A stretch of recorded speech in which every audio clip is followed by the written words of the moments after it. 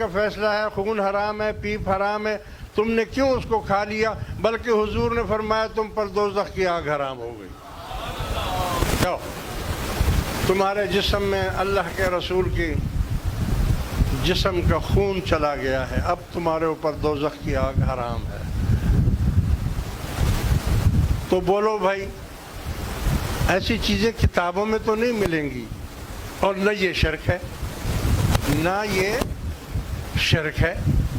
تو اگر عبداللہ شاہ غازی رحمۃ اللہ علیہ پر کسی کا اتنا یقین اور ایمان ہے کہ وہ ان سے محبت کرتا ہے اور عشق کے طور پر کرتا ہے، تو خدا کی قسم ہے اس کے قبر مبارک کو دھو کر اگر اس کا پانی پی لے تو اور کیا چاہیے؟ ہاں؟ یا اس کے مزار پر پھول پڑے ہوں وہ کھا لے۔ یہ تو عشق اور محبت کی بات ہے نا۔ تو محبت جب ہو جائے تو پھر کئی لوگ ایسے ہم نے دیکھے ہیں کہ جو مردے کو نہلاتے ہیں اپنے عزیز اقارب اور محبت والے کو، جس سے بہت محبت کرتے ہیں، جب اس کو غسل دے دیتے ہیں، کر دیتے ہیں، صفائی کر دیتے ہیں، تو ان کے پاؤں کے اوپر پانی ڈال کر اس سے پانی لے کر اس کو پیتے ہیں۔ مردے کے پاؤں دھو کر اس کا پانی پیتے ہوئے میں نے دیکھا ہے۔ یہ تو عشق الگ چیز ہے، محبت الگ چیز ہے، شریعت الگ چیز ہے، شریعت ہے، طریقت ہے، معرفت ہے، حقیقت ہے۔ یہ تو آپ کو تب پتہ چلے گا جب آپ اس میں داخل ہوں گے اور اس میں ریسرچ کریں گے، تب جا کر آپ کو پتہ چلے گا۔ میرے نزدیک تو عبداللہ شاہ غازی کی قبر کا غسل کا پانی پی لینا، اس کی قبر کو چوم لینا، ہاں سجدہ نہ کرے، مگر یار لوگ اگر کوئی اس کو چومے تو اس کو بھی سجدہ کہتے ہیں، وہ سجدہ نہیں ہوتا ہے۔ سجدہ اس کو کہتے ہیں کہ قبر کو بالکل سامنے سجدہ کرے، وہ نہیں کرنا چاہیے۔ چومنے میں کوئی حرج نہیں ہے، آپ اپنے بچے کا منہ چومتے ہیں، آپ اپنے دوست کا منہ چومتے ہیں، آپ اپنے دوستوں کے ہاتھ چومتے ہیں، اپنے چھوٹے بچوں کے معصوم بچوں کے ہاتھ چومتے ہیں، بادشاہوں کے ہاتھ، یہی جو شرک کرتے ہیں یہ بادشاہوں کے کو چومتے نہیں ہیں، بادشاہوں کا ہاتھ چومتے نہیں ہیں سعودی حکومت کے، حالانکہ پکے نجدی ہیں، وہ بالکل اس کو شرک مانتے ہیں، لیکن پھر بھی وہ اس کو۔ ایک دوسرے بھائی نے بھی سوال کیا ہے، اس کا تو ہو گیا نا۔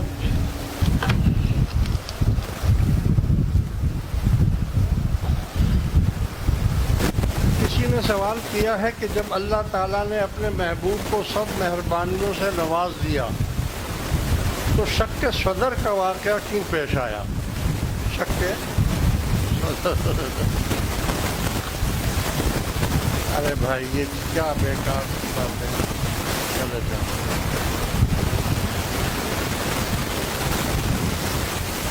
کیا جواب؟ دیکھو بھائی ایک بات سمجھ، ایک نبی ہوتا ہے اور ایک ولی ہوتا ہے۔ آپ کو معلوم ہے کہ نبی میں اور ولی میں فرق کیا ہے؟ ولی کس کو کہتے ہیں اور نبی کس کو کہتے ہیں؟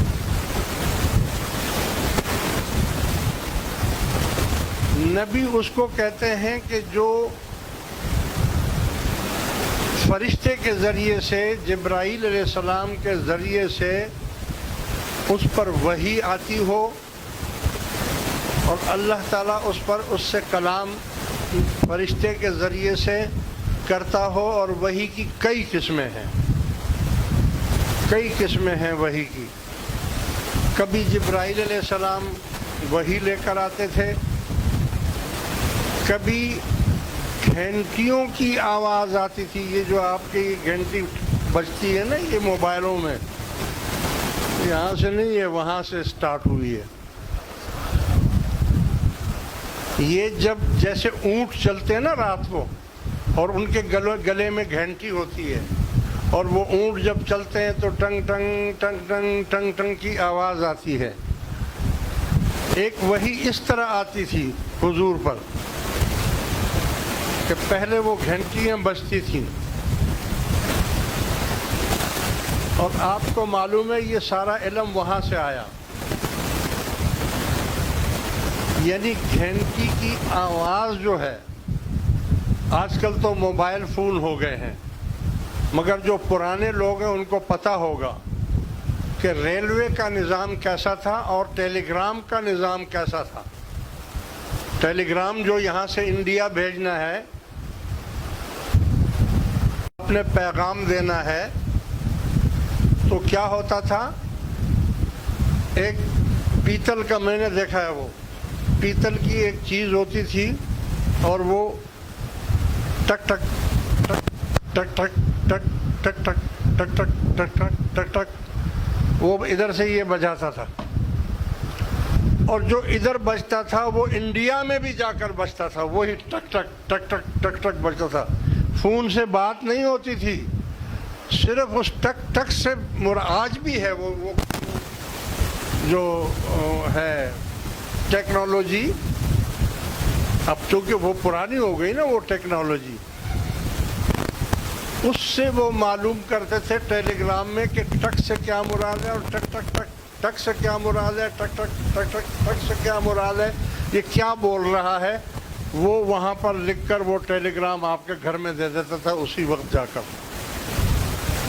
اور ریلوے اسٹیشن پر اس کو وہ پہلے بتا دیتا تھا کہ گاڑی یہاں سے اسٹارٹ ہو گئی ہے، چل پڑی ہے، اتنی دیر میں وہاں تک پہنچ جائے گی. تو وہ بھی ٹک ٹک ٹک ٹک ٹک ٹک ٹک ٹک ٹک ٹک ٹک کرتے. اور حضور پر جب وہ گھنٹیوں کی آواز آتی تھی، تو جب تم سمجھ سکتے ہو تو کیا حضور نہیں سمجھتے تھے کہ کس سے کیا مراد ہے؟ یہ گھنٹی کیوں بج رہی ہے، اور اس گھنٹی کی آواز کیسی ہے، کون کون سی آوازیں اس میں ہیں، اور اس سے اللہ تعالیٰ کی کیا مراد ہے. تو ایک وحی کا طریقہ یہ بھی تھا. ایک طریقہ ہوتا ہے خواب میں، کہ نبی جو ہوتا ہے وہ جب خواب دیکھتا ہے تو اس کا خواب بھی وحی الہی ہے. جیسے ابراہیم علیہ السلام نے خواب دیکھا کہ اپنے بیٹے کو ذبح کرو، لمبائی میں نہیں جاتا. تو وحی کے بھی کئی قسمیں ہیں، اور ایک وحی اس کو کہتے ہیں جس کو الہام کہتے ہیں. الہام یعنی ڈائریکٹ آپ کے قلب پر، دل پر، لحم گوشت کو کہتے ہیں، یہ جو دل ہے اس پر ڈائریکٹ ہو جاتا ہے. تو آپ کو پتہ ہے کہ نبی میں اور ولی میں کیا فرق ہے. یعنی نبی پر جو وحی آئے گی وہ فرشتہ لے کر آئے گا، اور ولی اس کو کہتے ہیں کہ جس کے پاس فرشتہ نہیں آئے گا اس پر ڈائریکٹ الہام ہوگا، اس کے قلب پر ڈائریکٹ الہام ہوگا کہ اب ایسا ہونا ہے، اب ایسا ہونا ہے، اب ایسا. جیسے جتنے بھی اللہ کے ولی ہیں اور جو لوح محفوظ تک بھی دیکھ لیتے ہیں، ان کے پاس کوئی فرشتہ نہیں آتا. فرشتہ نبی کے پاس آتا ہے، ولی کے پاس نہیں آتا. ولی پر ڈائریکٹ الہام ہوتا ہے. اب آپ کہیں گے کہ پھر تو ولی نبی سے بھی بڑھ گیا. ہاں بھائی، آپ کہیں گے کہ ولی تو پھر نبی سے بھی بڑا ہو گیا، کہ نبی پر تو فرشتہ بیچ میں آئے جائے اور ولی پر ڈائریکٹ ہوتا جائے سب کچھ. تو یاد رکھو، ہر نبی ولی پہلے ہوتا ہے. یعنی ولایت کا درجہ اس کے پاس پہلے سے ہوتا ہے، نبوت اس کے اوپر ہوتی ہے. ایک تو یہ فرق ہے.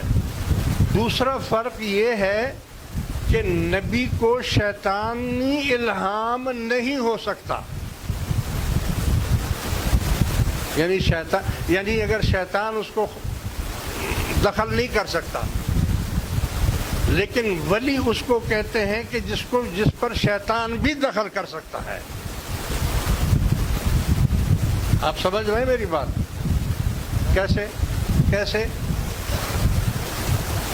یعنی ولی کو خطرہ ہے شیطان کا، نبی کو خطرہ شیطان کا نہیں ہے۔ مثلا ولی کو الہام ہو گیا اور شیطانی الہام ہو گیا تو وہ غلط کام کر بیٹھے گا، اور ایسے کئی ولی گر بھی گئے ہیں، ایسے کئی۔ فرق سمجھ میں آیا نبی کا اور ولی کا؟ ولی کو یہ نہ سمجھے کہ میں بڑا ولی ہوں، بزرگ ہوں، پیر ہوں، تو میرے لیے تو کوئی خطرہ ہی نہیں ہے۔ خطرہ سب سے زیادہ ولی کے اور پیر کے لیے ہے۔ ایک مرتبہ حضور غوث اعظم کے سامنے شیطان آ گیا، الہام کیا اس نے اور کہا کہ اے عبد القادر، میں آپ سے راضی ہو گیا، آپ نے اتنی عبادت کی ہے کہ میں آپ سے خوش ہو گیا ہوں، اور اس خوشی میں میں آپ کو نماز معاف کرتا ہوں، جاؤ نماز معاف ہے۔ آپ نے سوچا کہ جو اللہ کے محبوب ہیں، اللہ کے نبی ہیں،